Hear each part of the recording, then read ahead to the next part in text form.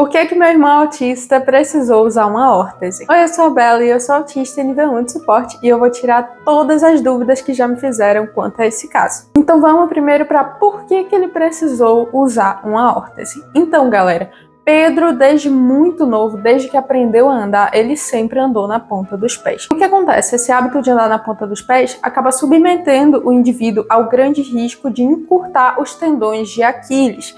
Quando encurta esses tendões, o pé fica assim, como vai aparecer na imagem aqui do lado.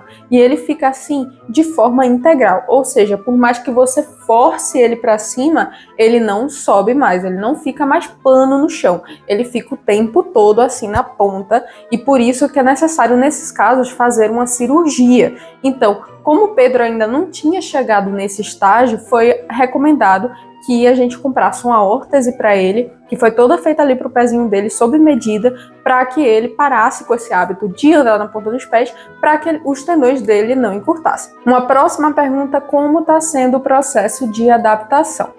Então, galera, a órtese ela pode causar muito desconforto porque ele já tinha o hábito, de andar na ponta dos pés, que pode ser associado a um caso de hipersensibilidade ou hipossensibilidade, ou seja, ele podia não querer tocar o pé inteiro no chão porque ele sentia demais, ou ele podia ficar na ponta justamente porque ele procurava uma sensação mais forte, assim, da panturrilha sendo sempre ali trabalhada. Então, assim, podia ser tanto um caso quanto o outro. Então, essa situação dele ter que ficar com o pé plano pode causar extremo desconforto para ele, entende? Então, no início, a adaptação tem que ser feita gradualmente, ou seja, por enquanto, ele está usando a órtese apenas 1 hora por dia. Depois de 40 minutos usando, ele já começa a sentir dor. Ou seja, nesse caso já é hora de tirar, porque no momento que começa a sentir dor, assim, já não é muito legal, já não tá fazendo muito bem, sabe? Em alguns momentos ele tem que usar a órtese para dormir, como por exemplo quando ele não tá bem durante o dia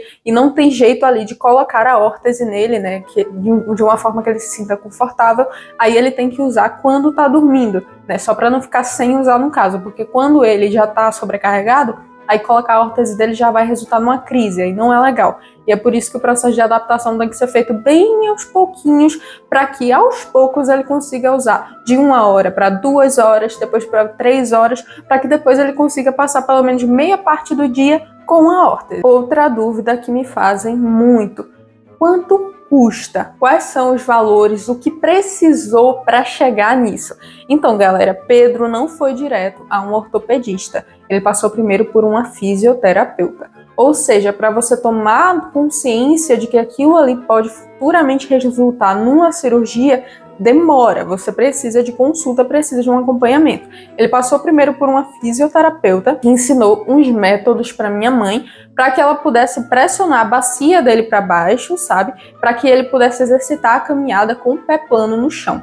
Então, assim, isso foi feito, mas depois Pedro precisou ir a um ortopedista, porque foi outra coisa que a gente já tentou, porque a gente já estava ficando com medo por causa dos relatos dos tendões de Aquiles encurtarem. Então, assim, ele foi levado a um ortopedista e esse ortopedista achou legal, que fosse providenciada uma órtese para ele antes que fosse tarde demais.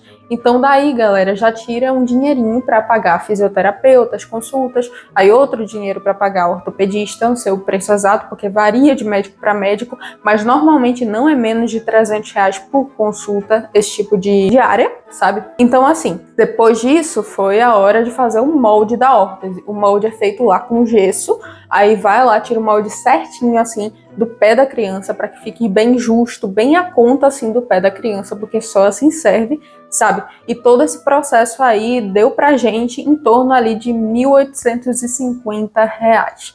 Esse processo, não tô falando das consultas, as consultas estão por fora, eu tô falando do processo da criação do molde, ok? O processo ali dele tirar o gesso, o molde prontinho, sabe? Então, assim, é R$1.850. É caro. É difícil, assim, conseguir pelo SUS. Aparentemente dá pra conseguir pelo SUS, sabe? Só que é difícil, não é todo mundo que consegue.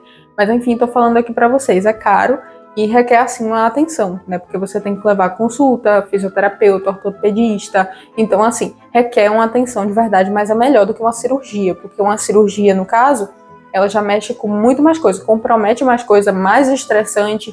Então, assim, não é legal. E por último, eu só quero falar aqui pra vocês que andar na ponta dos pés não é um traço do autismo, ok? Alguns indivíduos com autismo podem ter esse comportamento de andar na ponta dos pés, mas muita gente fala nos meus vídeos que andar na ponta dos pés é um traço do autismo e muitos falam que praticamente todo autista anda na ponta dos pés.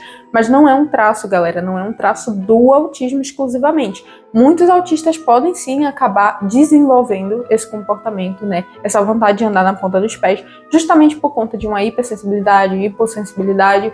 Então, assim, é uma coisa individual de cada um, não é uma regra no autismo. Nem todo indivíduo com autismo vai ter o hábito de andar na ponta dos pés, ok? E esse foi o vídeo, eu espero que tenham gostado. Beijinho, tchau. Não esquece do like e do comentário. Beijo!